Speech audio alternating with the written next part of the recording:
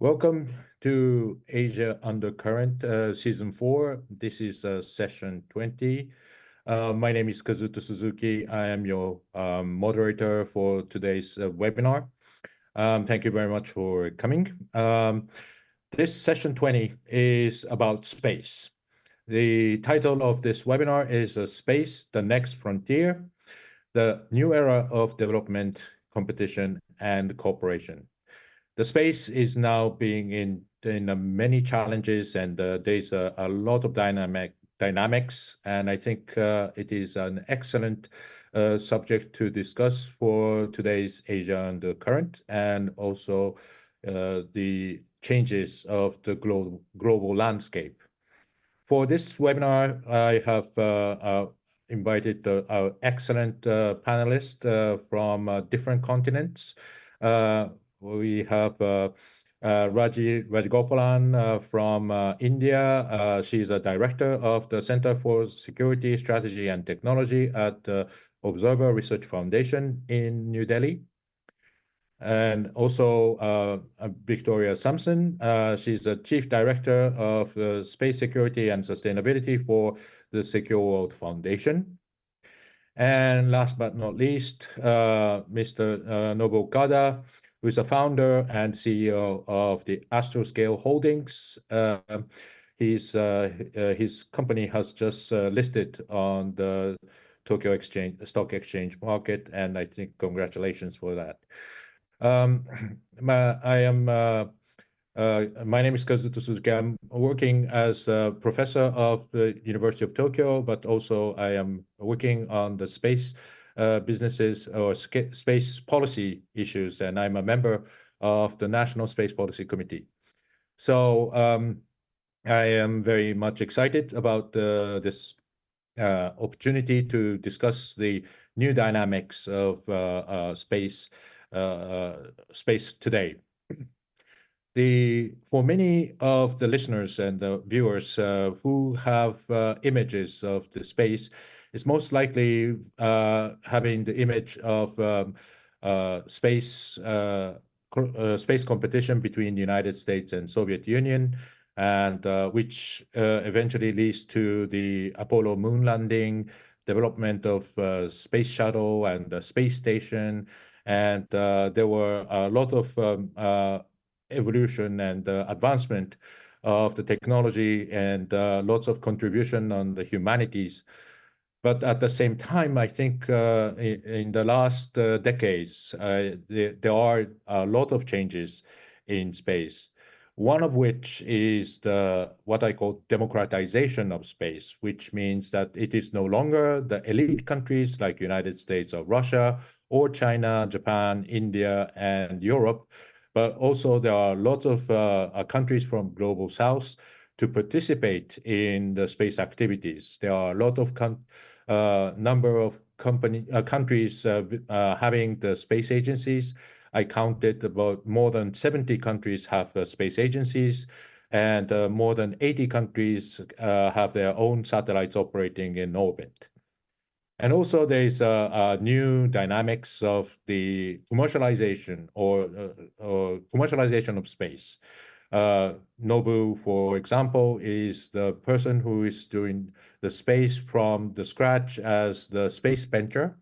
And it's not Astro scale, but also there are a lot of new space commercial companies, including SpaceX by Mr. Elon Musk, or the Blue Origin by Mr. Jeff Bezos, and so many other commercial companies are operated and operated in space, which is creating a situation that space is more congested because there are a lot of companies are operating the satellites through the so-called constellations, which means that there are more than thousands of satellites synchronizing all together and provide services. So, for example, the Starlink, which is operated by the SpaceX, has more than 6,000 satellites altogether to provide one single service, the Starlink communication. So this commercialization is also creating a lot of dynamics of the competition as well as the cooperation. And I think one of the more interesting elements of the space is that the space is increasingly used for the military purposes. There are a lot of space services for communication, reconnaissance, and navigation, timing, and positioning. Also, these activities are changing the landscape of the battlefield. For example, what happened between Russia and Ukraine, or the Azerbaijan and Armenia. There was the lots of drones were used, and these are supported by the space-based infrastructure. So role of space is very much important in the geopolitical competition, and also building those expensive infrastructure requires a lot of cooperation.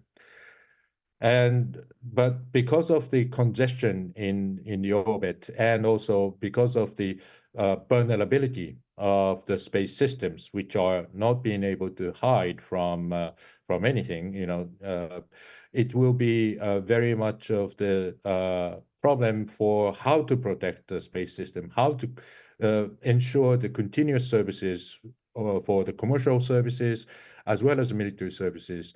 And this will be also very much of the important discussion for the global governance. So how to set up the rules at the international level, and how to maintain the order in orbit is going to be very much of the subject of the day. So I am very much happy to invite all the panelists to discuss about these important issues. Raji from security, and also from the Global South side. The Victoria has a long-standing experience on the building the system for the global governance and setting up rules, and Nobu for discussing from the commercial practitioner perspective. So I'll give the floor to Raji for the first opening remarks. Raji, floor is yours. Thank you, Kazuto. It's great to be a part of this conversation. And I can pick on each of the points that you highlighted, and we could have a webinar on that.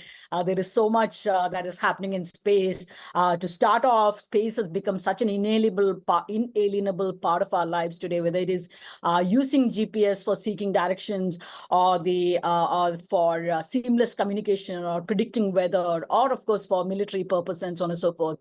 But the threat to space is increasingly those relating to military and security. And I think the implications go beyond the security sector. It is going to impact upon the development and communication and several other sectors. Also, given the kind of globalization of technologies that we see and space-based services, the implications or impact of any disruption in space-based activities is going to be felt across multiple regions. Some of these threats at least are not new, and these have existed in the past, especially between the US and the Soviet Union. But there is a key difference in terms of the current circumstances, which appear to be quite different from the past. Countries are today demonstrating greater willingness as well as motivation to develop and use counter-space weapons that could threaten the common use of outer space, as well as to deny adversaries any benefit they can gain from the use of space assets. And I think this sense of competition primarily between US and China today, but I think it goes beyond that. Maybe it is an initial set of competition began there, but it has spread to other countries as well. So the rivalry among all the major space players have also created a certain amount of suspicions, even when states are engaged in technological developments that are purely for peaceful purposes, such as satellite inspection, refueling, repair, or broadly called the on-orbit satelliting service technologies, or technologies that are being developed to clean up space junk. There's a huge amount of space debris floating around. So how do we develop these technologies and put them into use in a way that is going to be appealing to everybody, that is going to be comfortable to other players, and so on and so forth? for all the rhetoric and formal declaratory statements that states make, all the major space players today are developing military aspects to their space programs. From the perspectives of these countries that are developing such military space capabilities, they believe that an inaction will leave them vulnerable and unprotected. So there is therefore a constant effort to stay competitive, achieve some sort of parity with their potential adversaries. And therefore, there is a growth of counter space capabilities, which has become a big issue, but also it's a major challenge that needs to be addressed. This is particularly the case among the big three players in the space domain, the US, China, and Russia. In fact, what China does in counter space tech development, for instance, the anti-satellite tests in January 2007, it did produce a much larger impact in a sense. It did produce a cascading effect with India, Japan, the US, and others following suit in a sense. In fact, China's anti-satellite test in 2007 led to a global return to ASAT testing after a gap of, there was an unwritten moratorium in place for about 2 decades, but that was broken by China in 2007 with its ASAT test in January 2007. And thereafter, now you are seeing a return to ASAT testing as something that is beginning to kind of figure prominently. 2008, the US did its mission Operation Burnt Frost and its return to ASAT. And of course, India conducted its own ASAT test in March 2019. Along with this, there is a growth of other counter space threats, making space a lot more competitive, contested, but also extremely fragile than before. And I think along with the proliferation of counter space capabilities, there is also the other aspect of the development of military space, military-specific space institution. Again, that needs to be addressed. India's ASAT test in 2019 is a case in point, but there are other investing in such capabilities, but also there are many more countries developing defense space strategies, putting in place defense space institutions and so on and so forth, in order to bring about better coordination within their own governments in ensuring optimal use of space by armed forces. Space was, of course, part of the intense political competition between the two superpowers during the Cold War, but the use of space was restricted to the strategic operations such as nuclear weapon surveillance, early warning systems, and so on and so forth. But today, you do see a much more permeated role for space in conventional military operations. And the consequence of counter space use will vary depending on the kind of counter space capabilities that may be used.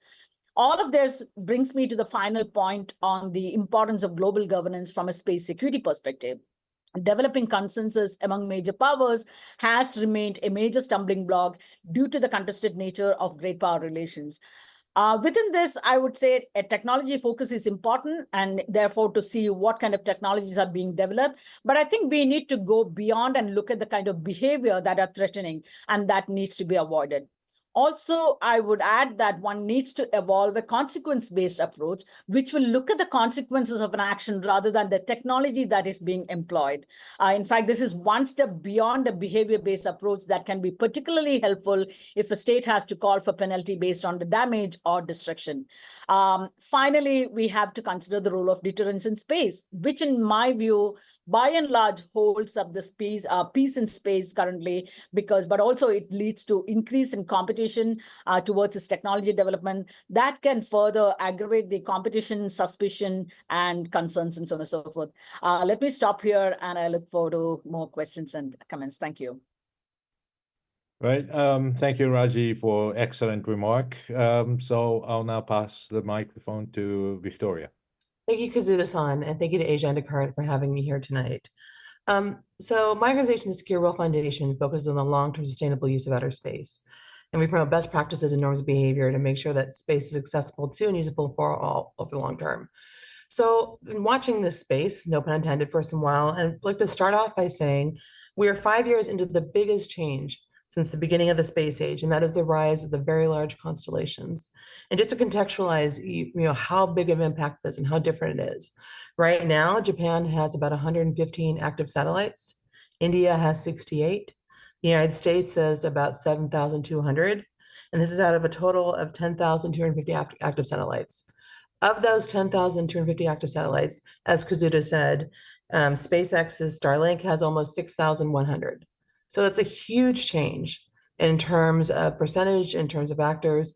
And what we're seeing is, one of the biggest primary actors in space is no longer a nation state. It's the commercial sector. And SpaceX is only the first very large, or Starlink is the only first very large constellation. There are plans for, it's hard to say, every single month, I think a new very large constellation gets planned, but we're looking at tens of thousands, even possibly hundreds of thousands more satellites. And so that's going to be a huge shift. I mean, that's a key change for governance. And it's upended years of established best practices in ways that are both helpful to space sustainability, but also a challenge to it. It's helpful in terms of these very large constellations. They have end of lives that are very quick. Right now, the best practice is at 25 years after your satellite reaches its end of life to dispose of it in some way, shape, or form. All these very large constellations, they're down to single digits in terms of maybe 5 years or less, which is great. I mean, again, from a sustainability perspective, it's getting rid of cluttered environment, or at least helping make it less cluttered. There's some establishment of right-of-way practices, which is usually has not been the case. Space is big, and pretty much before this all happened, satellites had plenty of room to maneuver. But these orbits, particularly low Earth orbit, which is anywhere from about 100 kilometers to 2,000 kilometers, is getting increasingly congested, largely due to this. And again, just to say, I think oftentimes these very large constellations get criticized for the complications they bring, but they are bringing satellite to parts of the world and to people that never had it before. And they're bringing benefit to humanity, and so that's why we need to discuss it. But as I said, there's also challenges to them as well. There's challenges in terms of spectrum allocation. Your satellite's only as good if you can get communications to or from it, and there's a lot of ask for spectrum. There's a challenge to space traffic management issues. There's a challenge just for the idea of space situational awareness. These satellites are released in chunks of 20, 30 satellites at a time. It's complicated to be able to track. And then there's concern about, are they filling up the carrying capacity of certain orbits? If you have tens of thousands of satellites in a certain orbit, has that orbit gotten full, so to speak? We don't think so, but we're still at the early stages for discussing that sort of thing. And then another thing that they're to look at, and I think we're really at the beginning of stages of this, but are there possible environmental effects from these very large constellations, both in going up and coming back down? Is the rapid launch, are those launches putting chemicals in the Earth's atmosphere? When these satellites come back down and burn up in the Earth's atmosphere, are the metals that they're releasing affecting the Earth's atmosphere? We don't know. We're at the very early stages of that, but there could be complications. And as well, with increased dependence on space capabilities, we're also seeing interest in and efforts to develop counter space capabilities, and that's proliferated. Raji went over that in great detail, but I will point out the organization, the Secure World Foundation, does an annual global counter space threat assessment where we use open source information to examine counter space capabilities from around the world. I'm the co-editor of it. We have it available in English on our website, but it's translated into all 6 human languages, plus Japanese and Portuguese for the executive summary. But I mean, just kind of a big picture, there's a whole lot of research and development and even operationalizing a variety of counter space capabilities. And there's research and development into looking at destructive counter space capabilities. But as of right now, there are no destructive counter space capabilities being used in active military conflicts. I will point out there's efforts to handle these threats. There are discussions at the United Nations about norms, rules, and principles of behavior, responsible behavior in space, with the idea that just the dual nature of a lot of these space technologies, it's hard to say, well, we'll just ban weapons. Well, what's a weapon? How do you define it? As Raji pointed out, often satellites are used to remove debris, can also be used to interfere with another country's satellite.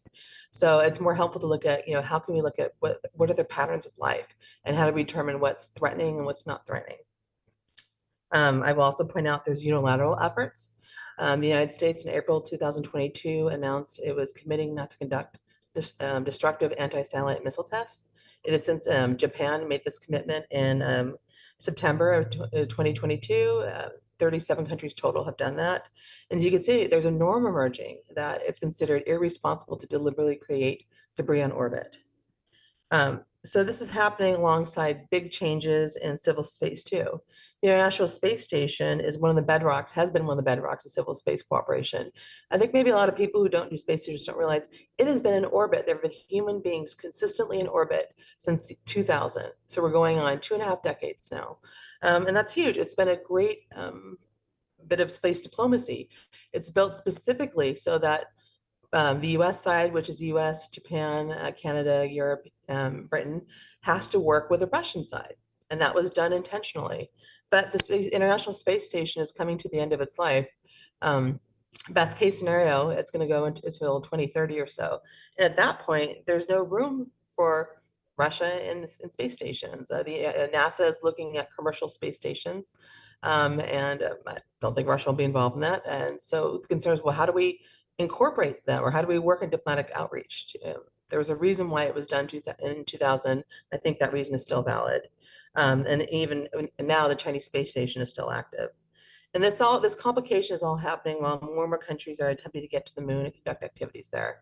Right now, about 20 countries have plans to do something on the moon in the next decade or so. And that's huge. And so the concern is, do our current governance mechanisms, are they up to the task? It's been a big change when you only had, 1 or 2 actors. Even now, there's only been 5 countries that have gone to the moon. So that's going to be a huge change. And then you have commercial actors going to the moon. It's not just civil space agencies. And the concern I have is, are we going to see the complications in space on Earth being replicated in the moon? And we're looking at, are there competing or complementary governance models being set?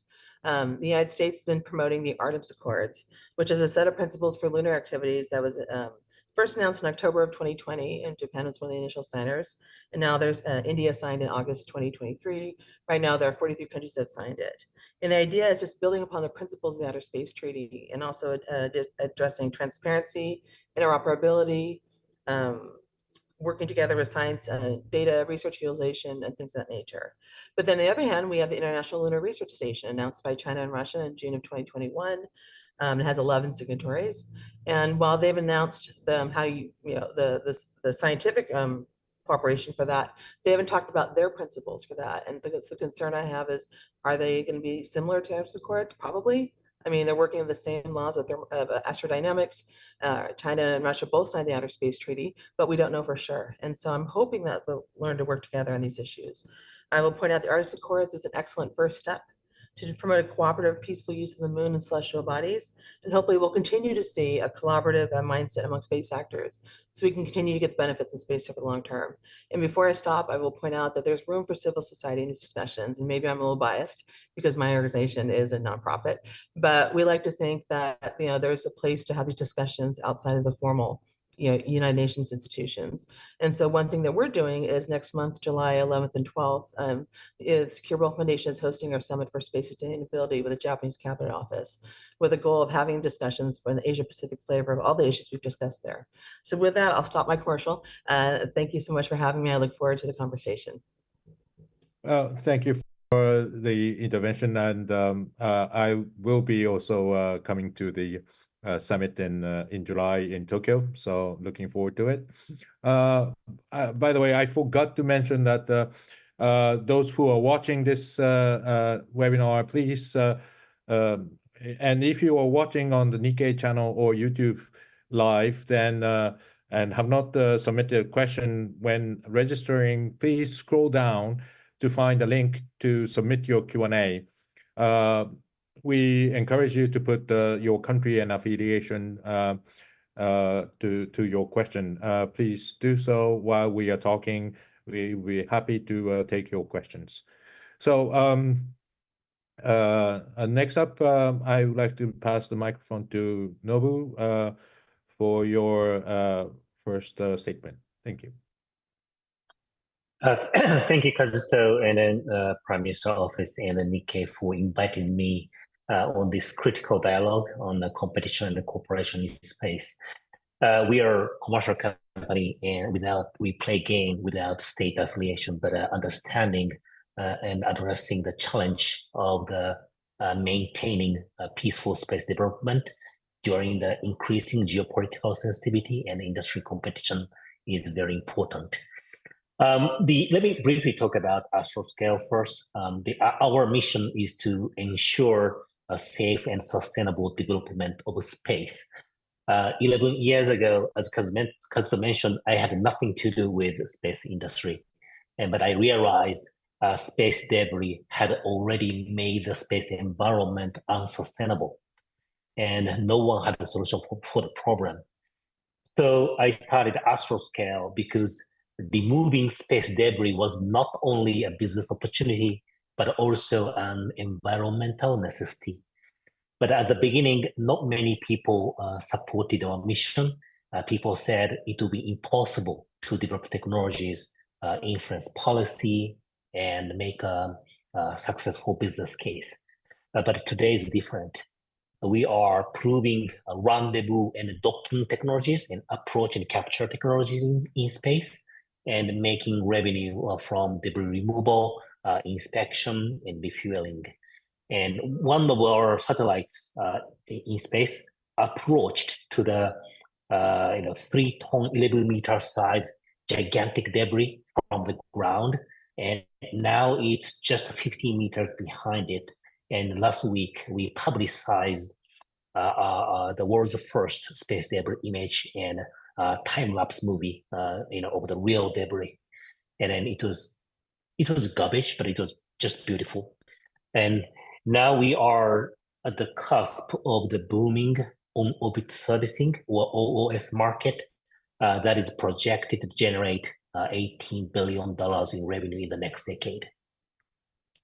Talking about the competitions, 10 years ago, there's no competitor. 5 years ago, couple. 1 year ago, around 30 companies are entering the on-orbit servicing market. But today, more than 100. So you can understand how rapidly, competition occurs in this democratized, circumstances. As Raji and Victoria mentioned, space is just one single domain. There's no border, and civil, commercial, and defense are all sharing one single domain. So we have to have a collaboration, cooperation. But the biggest issue in space is that risk is increasing, return is decreasing. So we have to flip this. So what's happening right now is private money and public money are invested in the space industry, and people expect healthy competition, lowering the cost, and more better application happens in space, and investors get a return, and then more money flows in the space industry. So we are expecting this kind of a good cycle. But what's happening right now is, due to the increase of the number of satellites and number of debris, and over the last several years, it increased a lot. And by 2030, space environment will be more congested, and just the environment is just situation is intensifying every day. So we are on the verge. So Astroscale are making haste. We are developing technologies and advancing technologies so that we can become a kind of a infrastructure in space as a kind of a road service on the orbital highway, towing the debris, refueling the kind of satellites which run out of fuel. So to make space operation sustainable. So let me pause here and turn back to Kazuto-san. Right.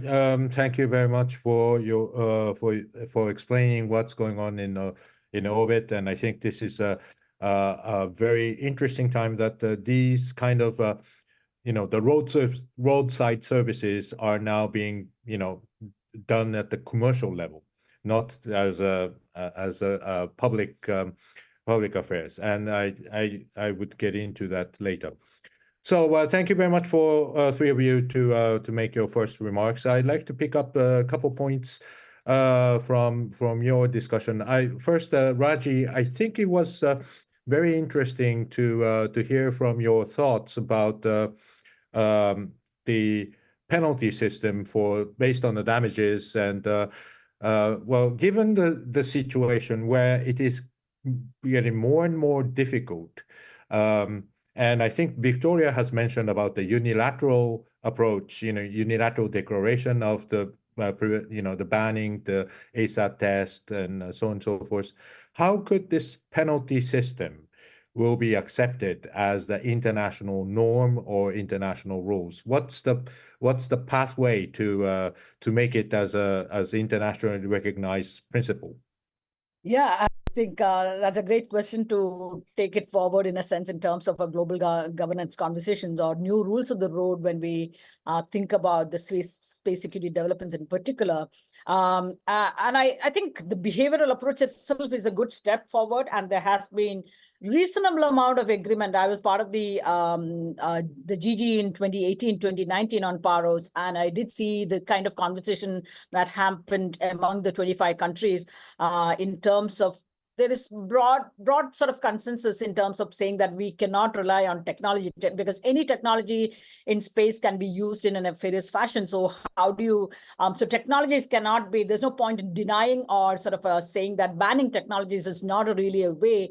And therefore, look at the behavioral kind of approach, what kind of behavior are threatening, and therefore look at that as a sort of a baseline, so to say. But my point is that irrespective of the behavior or irrespective of the kind of technology that is being used, if we can look at what can be the consequence, what is the consequence of a particular action, particular sort of a deployment of a system or things of that kind.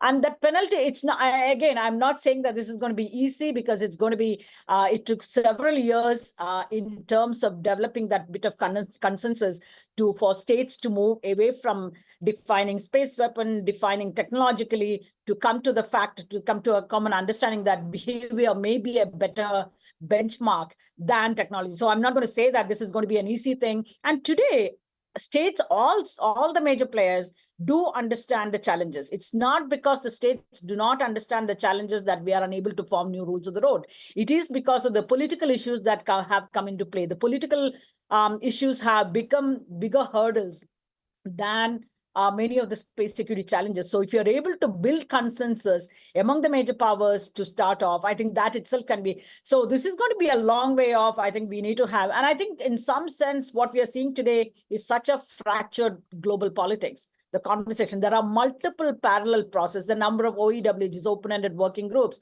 or the number of GGs, the group of UN group of governmental experts that have been formulated in the last few years. It is crazy. We don't need more and more mechanisms, but if we can actually get the major players to talk about this issue. But again, I need to go beyond the major players, because in the 60s and 70s, it was relatively easier when the US and the Soviets could sit together and decide what is best for the rest of the world, so to say. EU tried that process by bringing in the International Code of Conduct for Outer Space Activities. And many countries around the world, including India and a whole lot of other countries, said, who is this EU to decide what is good for the rest of the world? We need to have a say. And so given that every developing country, whether they have a space power, space launching capability or not, they are dependent on space. Therefore, they also want to have a say in how the space is going to be governed, what rules are going to be written. In addition, you have commercial players. How do you bring them into the room to talk about standards, to talk about best practices? So it's gotten way more complicated than what it was like in the 60s and 70s. It's not going to be an easy process. And it is the geopolitics. It is essentially the lack of consensus among major powers to decide what is a primary challenge in space. How do you work around building various solutions?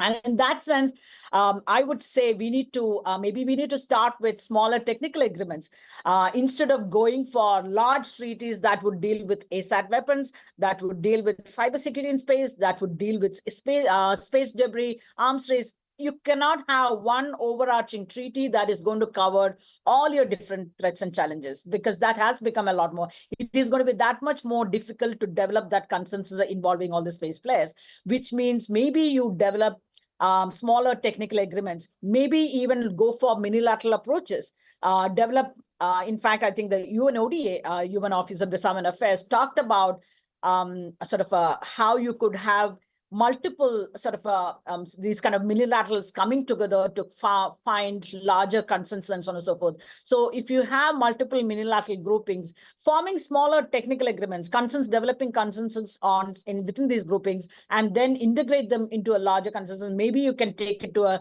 larger UN or other multilateral or regional platform at a later stage. But my own sense is that we need to start with smaller technical agreements, and so that can involve a consequence-based approach from moving away from a purely sort of a behavioral approach. And I would also stress the importance of political agreements, transparency and confidence building measures in the form of code of conduct, in the form of a group of governmental experts. All of these are essentially meant to create better trust in each other, promoting mutual trust, encouraging cooperation, openness, while possibly reducing some tensions and misperceptions. Because today, you don't know what your adversary is possibly developing, and therefore that is giving way to more sort of a suspicion and so on and so forth. So if you want to work on some of those issues, I think that is looking at various political agreements, TCBMs, transparency and confidence building measures can be sort of a good way to go about. So maybe developing various code of conduct involving all the major players, or sort of other political agreements. And I think these voluntary commitments and these kind of political agreements, I agree, there is a large number of countries who do not see the value of such kind of agreements as against legally binding sort of instruments in a sense. But I think it's also going to be a lot more easier to develop these political agreements, because I think these are voluntary commitments, somewhat less complemented in terms of what needs to be enforced, what needs to be verified. There are no extended technical decisions in terms of, because these are political commitments. But at the same time, the disadvantages are that these are declaratory statements. So what is the efficacy of this? What if somebody breaks out their commitment, walk out of there, violates the commitments and so on and so forth? It could be broken with no penalties and so on and so forth. And again, with no verification mechanism, how do we know countries are not breaking commitments? Again, verification in space, I think that's a $1 million challenge that we are talking about. Those who have been in this business know how challenging that is. So again, developing a consequence-based approach is not going to be easy, but I think we need to take small steps, maybe in the form of minilateral grouping. Squad itself, I think it's a good place. We can have quad, squad. There are so many different formulations. It's an alphabetic soup when it comes to the Indo-Pacific for sure, but beyond as well. And I think we need to develop these smaller agreements, consensus in the smaller groupings first, before you take it to a larger regional grouping. Right. Kazuto, I'd like to build upon what Raji was saying. I mean, and she's 100% right. It's a real challenge. And it takes a while to build consensus, and that's a feature of international diplomacy. That's not a bug. I will point out that the part of the United Nations that deals with civil space issues, the United Nations Committee on Peaceful Uses of Outer Space, spent the better part of a decade just recently discussing long-term sustainability guidelines. And eventually, after 9 years or 7 years, many years of negotiation, they were finally able to come to consensus, and they agreed on 21 guidelines. This happened in 2019. And, again, this is at that point, the COPUOS had 92 members, include countries like the United States, India, Japan, Russia, China, Iran, like a variety of space actors. And so it is possible. It's not impossible, I should say. It is more complicated, though. And one thing I'll also point out as well is that, these discussions at the United Nations on, norms, rules, and principles of responsible behavior, I think it's been very eye-opening in terms of a lot of countries, as Raji said, have realized that space is incredibly relevant to them. Every single person on this planet is a user of space data in some way, shape, or form. So they have an incentive to ensure that the access to and use of that data is not interrupted. So I think that's been a big change, but also I will point out there's nothing keeping these countries from going home and nationalizing the best practices and the norms and rules of responsible behavior they talk about in the multilateral level. These agreements are only successful if they're actually implemented. And so I think, that's something to point to. If you can have discussions at the international level and maybe not reach 100% consensus, but you see commonalities emerge and countries go back to their capitals and then start enacting regulations that promote those responsible behaviors, I think we can see improvement. So it's going to be baby steps, but I think there's definitely a possibility for ensuring that space is stable, predictable for all. Thanks. Well, thank you for that forthcoming sort of a, not looking at the bright side of a story. Just picking up of what Raji has mentioned about the minilateral, I think one of interesting subject to discuss is to set up the rules on the moon exploration. And I think on the one hand, the United States is now, expanding the membership of those countries which are signed on to the Artemis Accord, which is now 43 countries. And this is since the moon is a sort of a wild west. I mean, there's no rules to govern the how to explore moons, and apart from Outer Space Treaty saying that no national appropriation, no military use, but other than that, there is no rules. So I think Artemis Accord is providing the rules, but it is still, let's say, Western agreement, whereas the China and Russia are now playing. I mean, they are planning to build the lunar research station, and this is going to be also attracting, some countries like Venezuela, etc. So, what would be the sort of I mean, this is a test case of the Raji's mention about building a minilateral and merging them together. Do you see that the possibility for setting up the global rules? I'll ask Victoria first, and then I would ask Raji then. Sure, Kazuto. I mean, I think there definitely is room for that. I will point out the Artemis Accords are largely built on principles that are in the Outer Space Treaty, which many countries signed, not just Western countries. And if you're looking at countries that have actually signed on the Artemis Accords, it's not just Western countries. There's countries from all over the world that have signed it. So I think there's a possibility for that. But I think there's a lot we don't know. Things are different on the moon. Shocking. Not just gravity, but I mean, the lunar orbits are a lot different. Dust on the moon is different. You have to really worry about dust plumes getting over, from launch sites and affecting other efforts.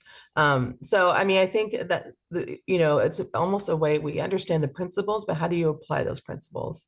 And so I think it is helpful to have conversations at the international level, just to understand, okay, what do you want to do? What are you planning on doing? And open, transparent discussions would really help with that conversation. But also complicating the factor is that there are commercial actors on the moon. And again, that is a huge shift, as I said before, from civil space actors. Officially under the Outer Space Treaty, Article 6, countries have they're required to authorize and do continuing supervision of their national actors. So, it's not like the commercial actors can do whatever they want, but then it comes down to, what does that actually mean?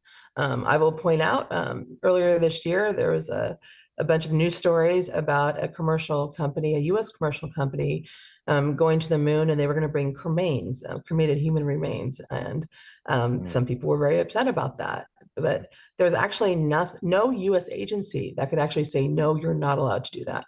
There's because it's a commercial actor. NASA regulates what US national government entities do, civil entities. But in terms of commercial payloads, there's nothing there yet. And so I'm always concerned, are we setting the precedent, the United States setting the precedent that if someone's willing to take your money, you can do whatever you want. I mean, we don't do that on Earth. Why would allow us to do it on the moon? But we're still at the early stages of trying to figure out, okay, what does this actually mean? And again, giving the authorization, at least within the government agencies, to be able to say, okay, you're the one that makes those kind of decisions. Right now, the United States hasn't figured that out yet. Yeah, can I just build on some of the points that Victoria mentioned? And I think the fact that you have two sort of at a very initial stages, but in terms of Artemis Accords and the International Lunar Research Station, they're one under the leadership of the US and other under China and Russia. It's a classic sort of an example of the fractured politics, global politics that we see today.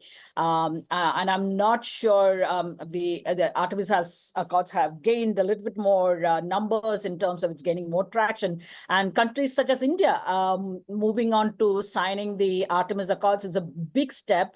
And then that can actually move many more developing countries also to look at the Artemis Accords in a bigger, with a changed perspective.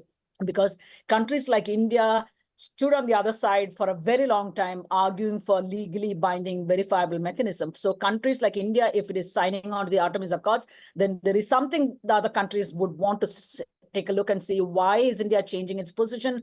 How is India moving towards the sort of a US-led initiative in that sense, and so on and so forth. One, of course, it's based on the principles of the Outer Space Treaty. So there are some core principles that on which this Artemis Accords is founded on. But I think beyond that also, it gives a lot more comfort to the developing countries in the global south, to feel that if India has signed on to something, then there is something India. Many times India has talked about its role as a bridge power kind of thing. I'm not a big fan of that term per se, but the fact is that India is positioning itself on some of these issues, global governance measures, can actually get the global South, developing world to think about, to have a rethink on their own policies and approaches in a sense. But and similar is the case of the Quad participation in space. In the last 4 or 5 years now, space is an integral part of the Quad conversations. The fact that the Quad leaders' statement talk about India, along with the other 3 countries, will consult on engage in consultations on developing new rules of the road, space issues, space security issues. That's a big change that in terms of India's position. For India, decades along, it was always wedded to the idea of you have to have a multilaterally framed, debated instrument, legally binding instrument that has to come from the CD if you're talking about space security issues, or the COPUOS, the Committee on the Peaceful Uses of Outer Space in Vienna, which is the venue for all the civil space actions. But for India to engage in a smaller exclusive grouping like the Quad and other minilaterals to talk about space security conversations, I think that's a big change that has come about, and that will create in a sense, change perspectives for a lot of other countries. One other point that came up multiple times is the private sector participation. This was predominantly seen as a sort of a Western phenomena, because Western countries have embraced private sector participation, commercial entities taking a big part in the space exploration. This was not the case for other major players, especially in the Asian context, for China, India, and so on and so forth. Japan has been a slightly more pro on this regard, but not so much for India and China. But that itself is changing. But the fact that the private sector players are not playing an independent role in these countries still kind of limit how much of an impact they can make, the private sector can make from these countries in global governance platforms is an issue. And therefore, countries like China, for instance, continue to talk about as to how the private sector cannot have such a dominant role when it comes to space security conversation, especially in venues like a Conference on Disarmament in Geneva. COPUOS is a slightly different issue, and how that is that COPUOS has approached the issue of private sector participation. But when it comes to space security developments, countries like China and Russia are extremely critical, even though China itself is becoming a much bigger player in terms of its private sector participation. But I think that's something it's going to take a while before it gains greater traction in terms of giving the private sector, commercial entities, a seat at the high table when it comes to global governance debates. Right. Well, I think it's interesting that many of us, including India and Japan, are sort of moving on to change the conceptual images of space and space security, while China and Russia stick to the sort of an old-fashioned state-centric model. So I think this is making a sort of a difficulties of having a consensus on the basis of the regulations. Now I'd like to turn Nobu to discuss about the role of commercial space. I think Raji has just touched upon one of the issue that is for the space governance. I think one of the major points to eliminate the suspicion that Raji has mentioned is to improve the transparency, confidence building measures. And the transparency in confidence building measures is extremely important for the astroscale's activities, because the astroscale, which is capable of taking out the space debris, which is also being regarded as the capable companies to remove the someone satellite, for example. It can be used as a sort of a space weapon technology. So how can you respond to that? How does it lead to the commercially successful operations without being suspicious or attracting the suspicions? Thank you, Kazuto, for the wonderful questions, because I'm at the airport right now to fly to the Vienna to talk at the United Nations exactly about what the topic what you said about transparency and safety of our technologies. So before answering your question, let me just echo what Raji and Victoria said. So the Outer Space Treaty plays a crucial role in shaping rules related to the space activities, but it was not designed to address emerging challenges like private sector involvement and space debris. So given the increasing number of countries and companies engaged in space, new governance is necessary. And rather than creating a new treaty, a combination of soft rules such as best practices, norms, standards, alongside with enforceable domestic regulations would work. So hope these will emerge at the international level. And then I just want to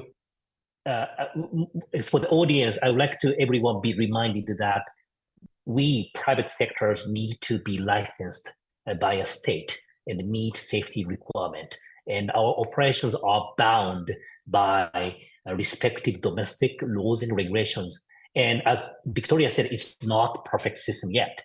But being a responsible actor and keeping space safe and sustainable is of genuine interest for commercial actors, and an unsustainable space environment is bad for business. So commercial sector need to be transparent about their activities and show their commitment for space sustainability through voluntary best practices and going above the regulatory minimums.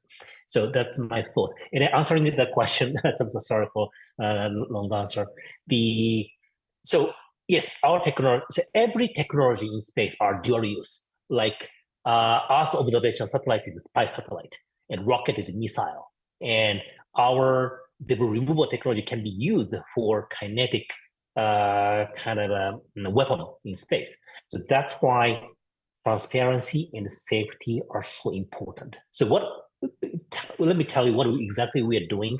We are quite open our mission, and we are kind of publicly telling what is our satellite and what's the client and where are we. And we are always doing the maneuver, and we are always providing our orbital data to the kind of a global players, and so that they can track us anytime. And so we are quite transparent. So that's why suspicion doesn't happen to us.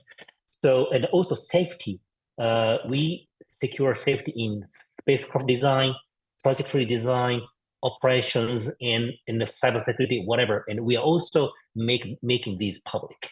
So without these, in this kind of a competitive environment in space, just suspicion raises. So we have to avoid, we have to, commercial players be aware of the sensitivity of the new technologies. And that's answer. And come back to Kazuto. Right. Thank you very much. Well, I think Raji has mentioned about difficulties of verification, but I think it is not just the verification, but it's a lack of transparency. And I think the Astroscale has committed to the transparency so that everyone can monitor and track whatever you said is right or wrong. That's another way of verification, and I think that is very useful. So thank you very much for the discussion. I think it's now time to move on to the questions from the audience. I've already got a couple questions already. So I like to ask one of those very interesting questions. So the first question is, what is the current and expected role of AI in technologies like quantum computing in space development and exploration? So what's the role of AI or space develop? What's the role of AI in space development? Anyone wants to take up on it?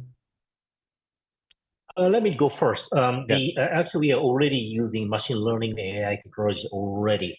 It's for ground testing, also simulations, and also we take lots of images in space, and then to processing the data, we use actually AI to understand the kind of the model, the client. So it's already kind of in use. That's the answer. Mm-hmm. Right, just building on that, you see it being used in terms of space situational awareness. There's a lot of objects in space, and there's a lot of potential conjunctions, close approaches. And so the idea of trying to figure out, okay, what's the pattern of life? What are we seeing? How do we determine what's actually going to be a dangerous close approach, as opposed to something that's not going to be something to worry about. And this is important because every time, if you get a notification, it's the US military actually that's sending out these conjunction warnings to every single actor who's got a satellite in space, as a matter of basic spaceflight safety. If you get a notification about a potential close approach, you have to decide, okay, do I need to move my satellite or not? And every time you move your satellite, if you even have that capability, some satellites are non-maneuverable, which is a whole discussion there. But if you decide to move your satellite, you are using up fuel. And right now, you only have a certain amount of fuel. When it's done, you're done. Some companies and countries are working on on-orbit servicing, the idea of refueling. Northrop Grumman was able to do that a year or two back, but it's not really a common thing at this point. And so you don't want to maneuver your satellite more than you have to because you're unnecessarily shortening its life. But you also clearly don't want to crash into another satellite or piece of debris. So, that's where something like that, having some way to, sift through the massive amount of data and determine what's actually important to deal with and what you can ignore. That's going to be very helpful in the future. Thanks. Right. Thank you.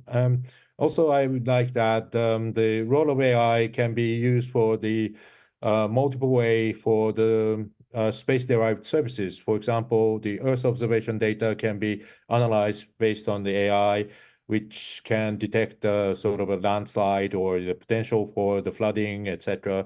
And also it can be used for the military purposes, like identifying the movement of our troops or things like that. Will be the AI will assist the analysis of the images of the Earth observation satellites. So that's another way of using AI for the international.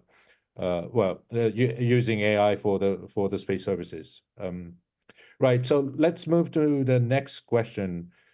What does one need in terms of education or background to get involved in the space industry, research, policy, etc.? So this is quite probably from students, but I think I would ask Nobu for what's your recruitment recruitment standards?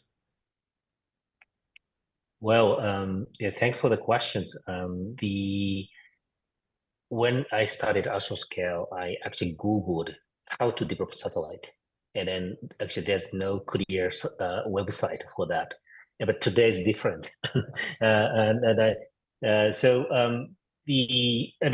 yes, true. To do the business in space, there are multiple segments like engineer, policy, and or marketing, or whatever, finance and legal, and it is a bunch of areas you can learn. But I don't know what interest, but what I recommend you is to attend a couple of space conferences. Actually, you can attend, and you can access to a lot of papers, also people, and this actually space is super open to you.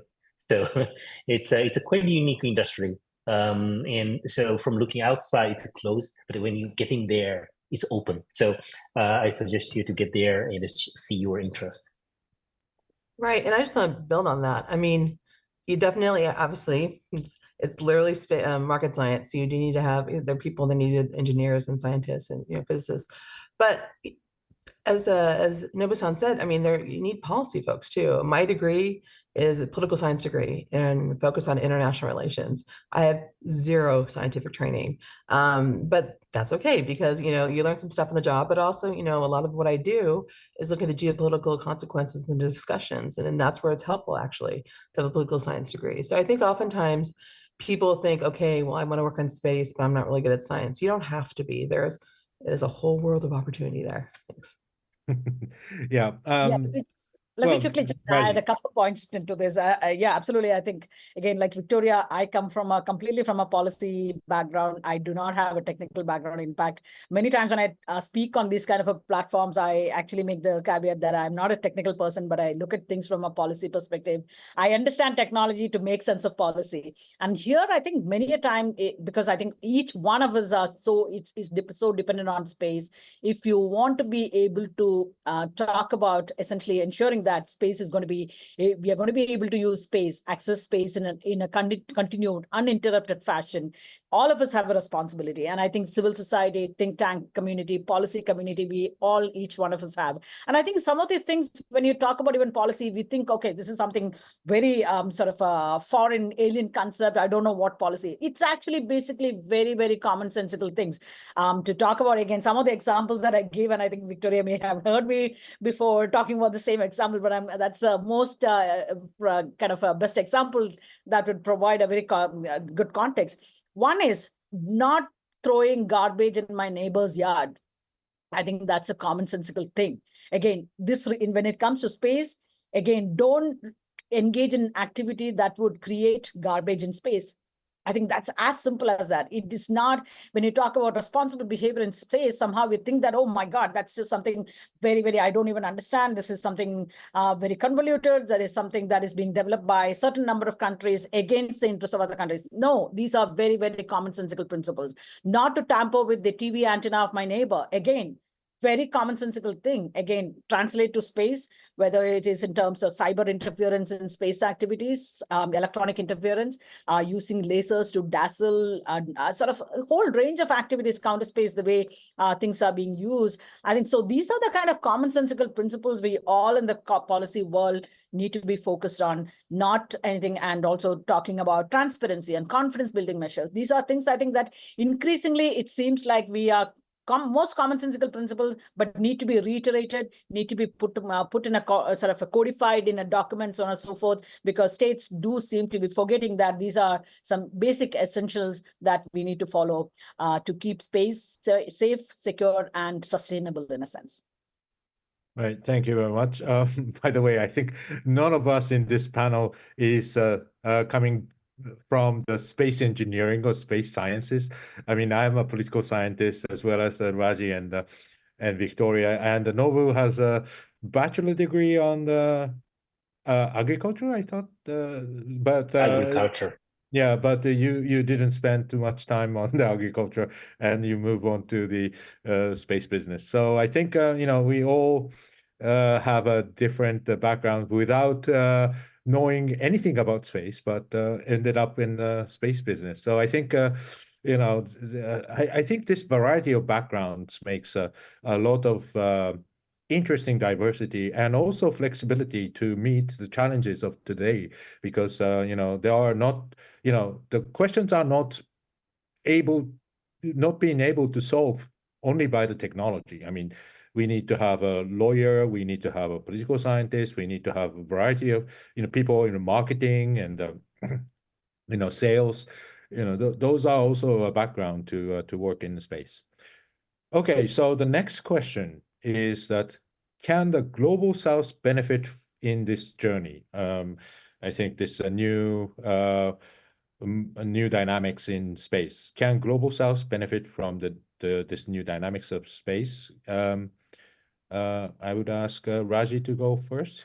Sure. Thanks. No, absolutely. Global South can benefit from the space journey. For that matter, the developing world in Asia, Africa, Latin America, all of these different regions have just begun to appreciate how much space can be used to change the lives of ordinary people in a sense. And so there are going to be more and more players entering the space domain. And therefore, they also they also remain extremely worried and concerned about some of the space security developments. The trend of moving away from a pure space militarization, where essentially militaries use space for what used to be called the passive military applications, ISR, intelligence, surveillance, and reconnaissance, and maybe even communications, to active weaponization of space, whether you place weapon in an actual weapon in space or using ground-based missiles to target assets in outer space. Space weaponization trends are seriously becoming a lot more concerning for the developing world, because these countries have just begun to start using space in a big way, whether it is for providing internet connectivity to the world, to their own local population, or to provide telemedicine, especially in the post-COVID pandemic world, telemedicine to remote areas in their respective countries. These are important areas where space is going to be utilized in a big way, or for other developmental purposes and so on and so forth. So for these countries, its utilization of space is not sort of a luxury that it is important. It is important for day-to-day development in a sense. So they are going to be extremely critical in terms of, they also therefore have an interest in seeing what kind of global rules are being written, how they can ensure that their interests are also taken into consideration. That makes it challenging, but I think that's where we also talk about the need for an inclusive platform, inclusive sort of a format involving, it's going to be challenging, it's going to be difficult to develop consensus involving a large number of countries, but at the same time, if you develop any sort of a global rules of the road with the involvement of a large number of countries, there might be some compromises that you need to make, but at the end of the day, you do have a sufficiently large number of countries being party to it, being part of the process, that gives them a sense of inclusiveness in a sense. Therefore, it builds in better compliance and a better assurance of ensuring that they do abide by the rules of the road that they have actually taken part in sort of developing. So I think the Global South has an important sort of a role to play in using space, but also in terms of developing the rules of the road to space utilization. And I think in that sense, when you look at it, I think any rules of the road that is going to be developed, the technology sharing of technology and benefits is a key aspect, at least from the Global South perspective in a sense. And I think that's becoming more and more relevant in all of the global conversations, whether it is a GG or the open-ended working group deliberations and other places. So Global South, of course, has a big role to play. Yeah, and I just want to point out, I think oftentimes when we talk about, the role the Global South plays, people get stuck on, what they think, should be their role of responsibility. But just pointing out, the International Telecommunications Union, the ITU, that is the international organization that deals with orbital slots, the geostationary orbit, and deals with spectrum stuff. The Global South is a huge voting bloc there. They have a tremendous amount of power there. And so I think oftentimes we in the West forget that, but Global South sure should not. Thank you very much. So time is coming to the end, but I think I can pick up one of the last question. So last question is, so what would you understand as a new space economy, and how would they characterize its evolution in the future? So what will be the future of new economy or new space economy? I think the definition of the new space economy varies, but I think it's a role of new space actors and new space services. What will be the future of how do you see it? I think I can start with Nobu. Yeah, I think that's what I already explained to you. So with both private money, public money comes in the space industry in a more healthier competition, lower down the cost, more new application has to benefit the economy on the Earth.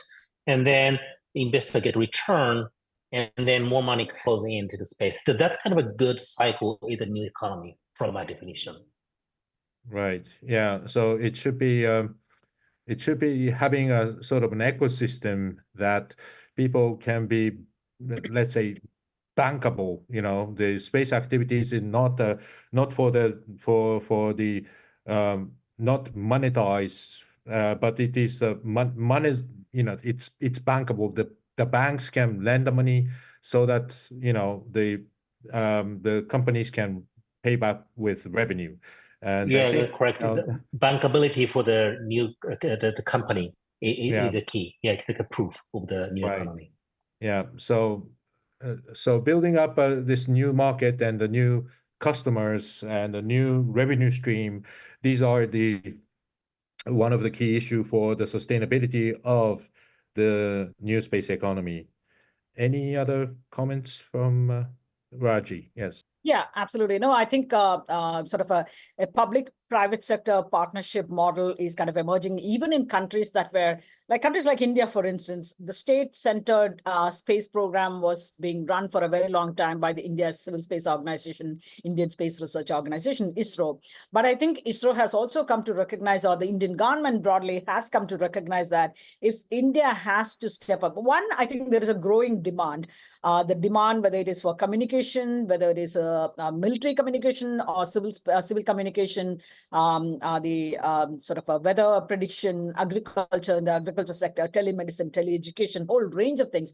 The demand on space is increasing, but the ISRO itself, for instance, not able to cater to the growing set of demands. So there is a compulsion-driven sort of a new approach that has come about, where I think ISRO is now beginning to work with a lot of private sector, whether some of them are startups that are like led by 25-year-olds, but they have the drive, they have the push, and some of them are putting their own personal funds to kind of get the process started. But in recent years, I think ISRO has been very, very has a changed approach, moving from somewhat sort of a wariness to sort of a hand holding the startups.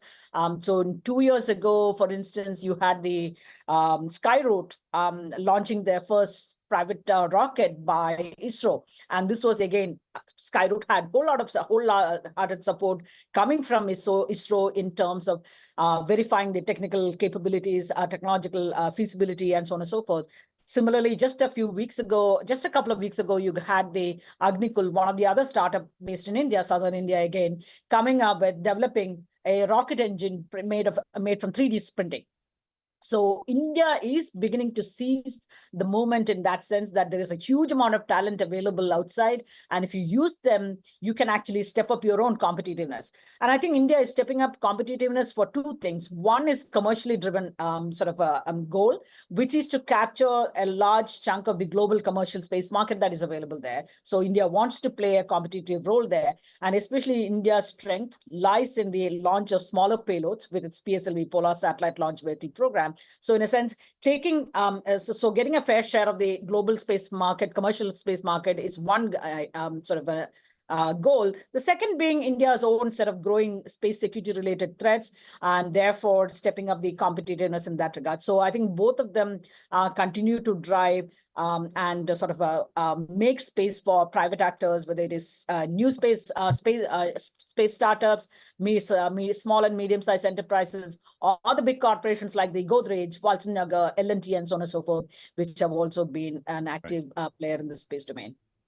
Yeah, and just adding on to that, I think oftentimes when you hear people like, oh, there's going to be a space economy worth $1 trillion, what exactly is a space company? What is a space actor? I think oftentimes when people talk about new space and the new space economy, they think solely, okay, you have to launch a satellite, or you need to do something in space, manufacturing, servicing, things of that nature. But really, I mean, what we're seeing the explosion is the application of space data. And I think that's a real turning point. That's going to be a huge change in terms of how, you can use the information. It used to be the only people that could use space imagery, for example, were governments that paid for it and paid all the money. And now anyone who has, credit card can buy stuff off the internet, look at commercial images, and that's going to be a huge change, I think, for the future, for all the people of the world. Thanks. Right. Thank you very much for the excellent discussion. I think we have explored a lot of aspects of the space activities of the day, and I think the viewers have get an impression that the space world is changing, and I think there are a lot of things, not only in the commercial field, but also the security and the international governance field. There are a lot of changes which takes place, but also it has a certain reflection of the current geopolitical competition. It's also very difficult because space is not isolated from what happened on the ground. So I think we need to build up something based on this very complex world, but also space has a uniqueness that the space, the way in which that the things move around the orbit and what you can do in space are quite different from the ordinary activities on the ground. So I think space remains a very interesting field, and the success of the SpaceX and various other commercial activities also gives a lot of flavor of space activities in this age. So I think this only 1 hour and 15 minutes discussion was not enough to explore everything, but I think we touched upon a lot of interesting issue, and I thank all the panelists for providing your excellent knowledge and expertise, and from a different perspective. I think it was a very useful discussion. Finally, please, if you are watching Nikkei channel or YouTube live, please scroll down to the link to fill out your satisfaction survey. We appreciate your input to help improve our series. And thank you for the organization of this webinar by Nikkei and the government of Japan for doing this wonderful sets of interview. So from me, I think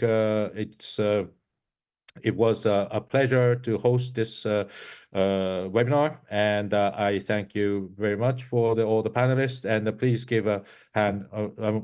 Unfortunately, we are not able to see it, but please give a lot of hand for electronically or otherwise to these 3 great panelists. Thank you very much, and see you next session. Bye-bye. Thank you so much. Thank you. Thank you. Thank you. Bye. Thank you all.